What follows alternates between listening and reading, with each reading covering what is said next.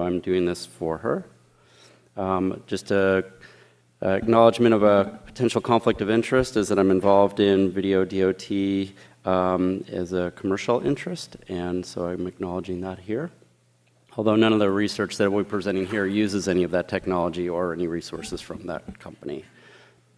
So, as a bit of background, TB continues to be the leading cause of death among HIV-infected persons worldwide.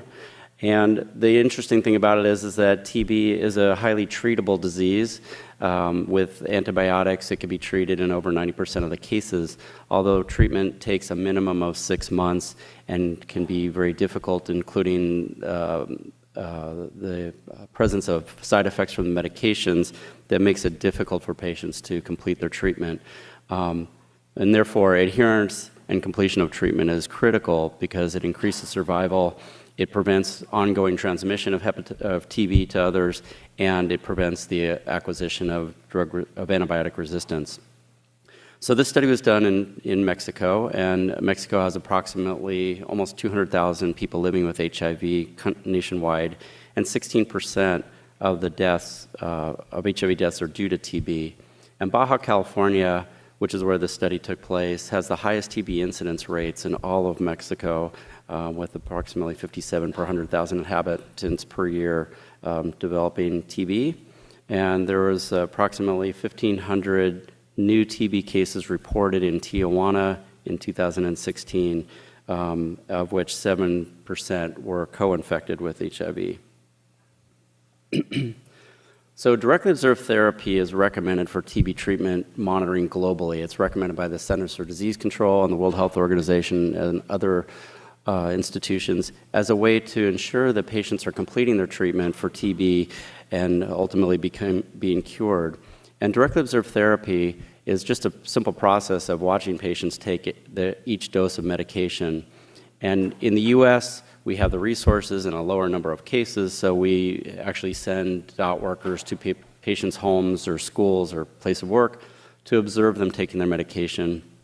Whereas in developing countries, including Mexico, the patients are usually required to go to the clinic to be observed. And so for 6 months or so, they're required to attend the clinic to be observed, which can make it very difficult.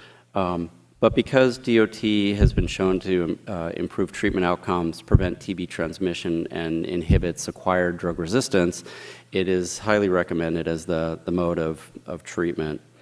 The problem is that DOT's costly and it creates a big burden on the patients, and therefore in Tijuana, only about 65 to 70% of those cases do actually receive DOT as the way it's supposed to be implemented, and most of that is clinic-based.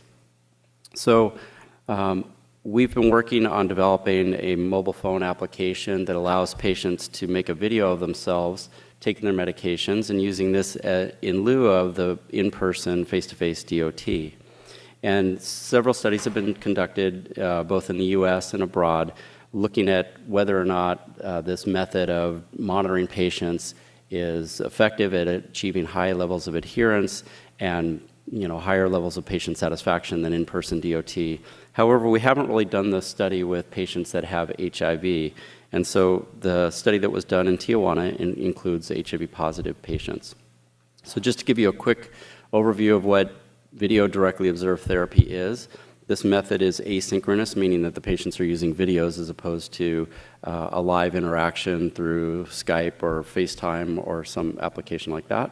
And so the way this works is that the patient has an application on a smartphone that allows them to start the camera on the phone to make a recording of themselves taking their medication.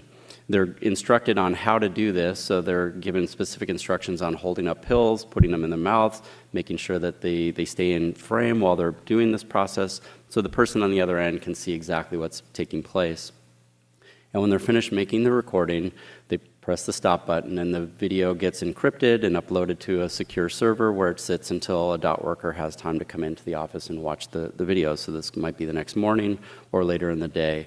And what the DOT worker will do is log into a system, watch the video, and then document what they saw. So if a video arrives and the patient does what they're supposed to do, that's essentially a DOT visit. If they don't, then that's a patient that needs some follow-up. So the purpose of the study was to evaluate this video dot application for monitoring TB treatment adherence among HIV-TB co-infected patients in Mexico. And the objectives were to assess the acceptability and perceptions of video dot for monitoring TB treatment among patients with HIV and TB co-infection. And we also wanted to compare TB treatment adherence among persons with HIV-TB co-infection monitored with video dot compared to in-person DOT, which is the standard of care in Mexico. So this is a prospective single-arm trial in which we recruited patients that were HIV positive and being treated for active TB, and we conducted the study in the two primary locations where HIV is treated in Tijuana, Capacites, and Tijuana General Hospital. And to be eligible for the study, individuals had to be HIV positive and prescribed oral medications for TB. They had to be at least 18 years old. They had to speak Spanish, and they had to have no plans of moving away from Tijuana within the study period, and they had to be willing and able to provide informed consent. So just to sort of break down the design of the study, we actively recruited new participants to use the video dot application, and there were 19 total, and they were recruited in 2016 and 17. And they were prospectively monitored throughout the course of treatment, and then we looked at their adherence data at the end of treatment. And then we also wanted to see how video dot compared to patients that were receiving the standard of care in-person DOT. So we used medical records from a randomly selected group of 50 patients who received treatment with DOT in Tijuana from the same clinics during the year prior to when we started our study. And they were matched by gender and age to the patients in our study. And then we looked at their adherence and we compared that. And when we talk about adherence for something like DOT, if a patient is supposed to take a dose of medication and they take it on that day, they're adherent that day. If they miss the dose, with TB, that dose is made up. And so if a patient misses a dose and has to make up that dose, now the denominator is 2 instead of 1, and so the adherence would be 50%. So when we look at adherence, we're not just looking at did the patient take all their medication, but sort of at what rate are they taking their medications? How often are they missing doses? And so we also wanted to understand patients' perceptions of video dot and their care, and so we included a questionnaire at the beginning of treatment and then again at the end of treatment, and we also looked at their medical records. So that's where the data came from for the study. So just to compare the two groups, for patients that are on video dot on the left and patients that received in-person DOT on the right, we can see that they were similar in terms of age and gender as we intended by our sampling. Interestingly, a few more patients had extrapulmonary TB in the video dot group. We didn't select that way, but that's just sort of how they fell out when we recruited them. And we were also interested in knowing if these patients were being diagnosed with HIV at the time that they came in with TB, or if they were diagnosed earlier. And you can see that the majority of the patients actually were diagnosed with HIV several years prior to their TB diagnosis. So this could be reflective of under-treatment for HIV and reactivation of latent TB infection. And then about, here's the number of patients that were receiving ART at the time of TB treatment. So not perfect yet, but pretty high. In terms of the demographics of the participants that were included in the video dot arm, they tended to be low income, low education, low resource. Many of them were living in other people's homes or in shelters. So it's a fairly challenging population to treat in general. And what was interesting was we wanted to know how much experience this population had using smartphones, and most of them do have a cell phone, but about 60% had experience using smartphones of their own. We also looked at risk factors for potentially influencing their adherence or becoming infected with TB, and we can see a high percentage were incarcerated and have other risk factors for TB. We also wanted to know how concerned people were with whether or not their treatment was their confidentiality regarding their treatment was being respected. And so at the beginning, we asked people if they were worried about family members or knowing about their treatment, and only about 10% said yes, but almost 80% said that they were concerned about friends and colleagues or neighbors knowing about their treatment. So what did we find? So we conducted the trial, and we can see that overall 95% of the expected doses were observed among those patients that were receiving video DOT, which was similar to that for in-person DOT. And here's the breakdown down here for the video DOT participants. And the majority of the patients had taken more than 95% of their doses on schedule. There were a few patients that had lower adherence, but nobody that had adherence less than 75%. And in terms of the outcomes of these patients, what was interesting was there was a higher proportion of participants who actually completed treatment in the video DOT arm compared to in-person DOT, and there was less abandonment or loss to follow-up. Now, I don't want to make a big deal out of these because this is a small trial, and obviously we were incentivizing participants to be in the study, and so I don't want to sort of overestimate the adherence among those that were in the video DOT arm, but it certainly is no worse than in-person DOT, which is the standard. And in terms of looking at how people felt about the quality of their care, we asked questions like, how satisfied were you with your treatment monitoring using video DOT? And by the way, I should have mentioned that every one of these participants had some experience using in-person DOT before they were switched to video DOT, so they had the ability to compare the two methods of treatment. And we found that video DOT was reportedly better than in-person DOT by 100% of the participants. 100% would choose video DOT over in-person DOT if they had to repeat treatment. 100% said that they would recommend video DOT to others. And we also found that participants found that video DOT was more confidential than in-person DOT, and that they found that the process was somewhat to very easy, although there were some patients that had difficulty with it, and certainly these would be patients that would need more assistance. And for the most part, they found that they didn't have any problems using the application. And so to just sort of sum up here, in terms of how patients were feeling about it, we did ask some qualitative questions, or did some qualitative interviewing, and we found that participants said that this one participant felt very fortunate to be selected for the study because I am a very shy person, and having to go to the clinic was very uncomfortable and insecure because sometimes I was in no condition to leave my home due to relapse of my disease. Another patient said an advantage to the DOT system is that I can take my medicine at my own convenience. DOT is a very practical system for people that can't travel. And another patient said it's a really good, any help is good, and I like that my healthcare provider cared about me. And this is something we hear often, is that the fact that somebody's really paying attention to these patients, especially because many of them are disenfranchised to begin with, it was a real benefit to them. And then finally, video DOT gave me the confidence not to abandon my treatment because there were people around me that were supporting me all the time. And so just in summary, video DOT was found to be comparable to in-person DOT for adherence. Video DOT was feasible and acceptable for monitoring TB treatment among patients with HIV, and the video DOT is a promising mobile solution for monitoring TB and other conditions that require high adherence to oral medications. But we still need to do more work to find out how well this type of an application works and in what different circumstances, and also to see if there are opportunities to use video DOT for treating with other medications besides anti-TB medications, such as antiretroviral therapy. So with that, I'd just like to acknowledge my colleagues and all the participants and everyone else who worked on the study. Thank you. Very interesting study. Do we have any questions?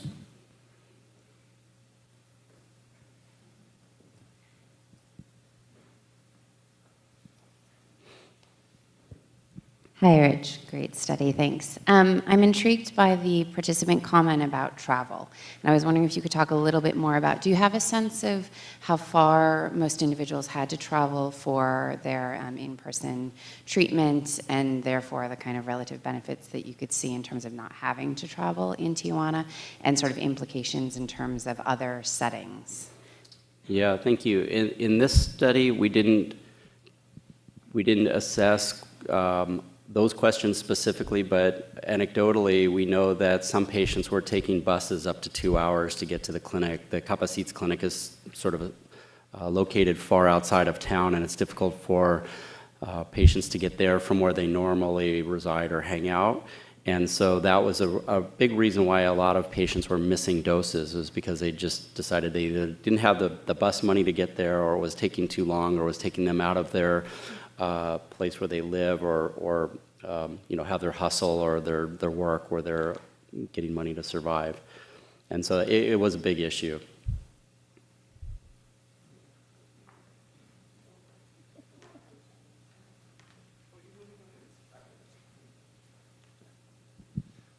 Thanks for that, Richard. Great talk. I had a question about, in Tijuana, is it 5-day-a-week DOT? And does video DOT let you move to a 7-day-a-week treatment regimen? And would there be any potential benefits from that? Yeah, that's a really great question. The DOT is done 5 days a week. Patients are told they can take their medications on the weekend, but there's no monitoring for it. So whether or not the patients are taking it or they're using that as sort of a holiday from taking their medications, it's unclear. And certainly with Video Dot, you could prescribe to take medications 7 days a week, because the dot workers can watch those videos on Monday morning when they come in. And I think the question for me has always been, if you actually have drug on board 7 days a week, do you have higher cure rates, or can you actually cure the patient faster than if you allow a 2-day vacation every week? That's a great study. If anybody's interested in doing that one, I'd love to help out with it. Thanks, Rich. It's been so many years now that we've been seeing the Video Dot data, and it just keeps getting better and better. So kudos to you and Fatima and the team for this. Now, how close are we to kind of getting this scaled up, and what are the barriers that remain? Because many people in the audience are developing new interventions and apps and things like that, and I know that you've kind of been babysitting this intervention from the beginning. So what kind of words of wisdom do you have for them, if you could kind of go back in time and do it all over again?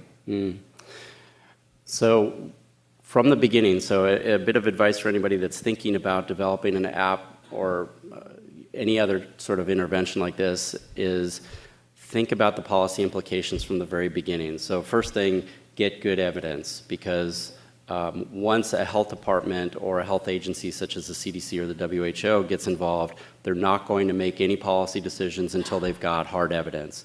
And so getting the NIH grants and conducting the studies and taking the time to generate that evidence is absolutely critical, because no matter how good your idea is, it'll never get adopted unless you've got the evidence.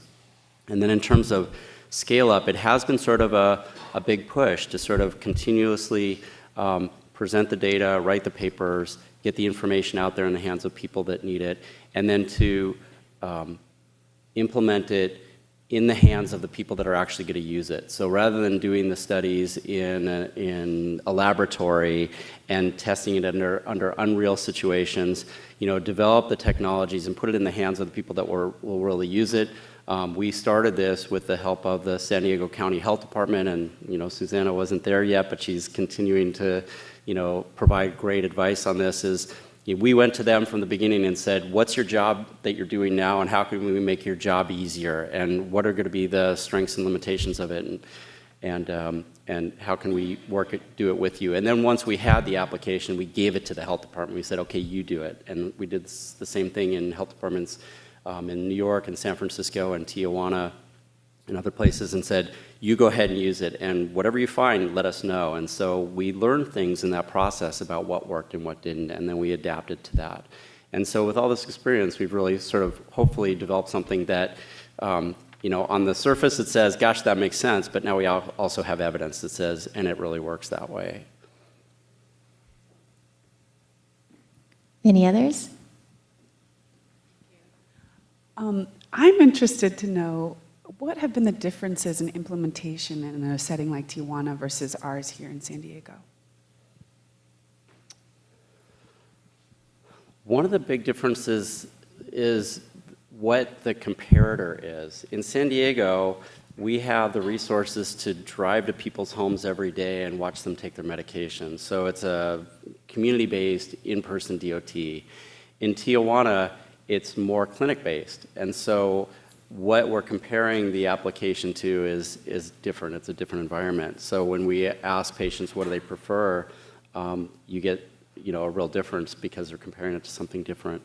In terms of implementation, there weren't huge differences because the health workers do the same process, whether it's in Tijuana or in San Diego.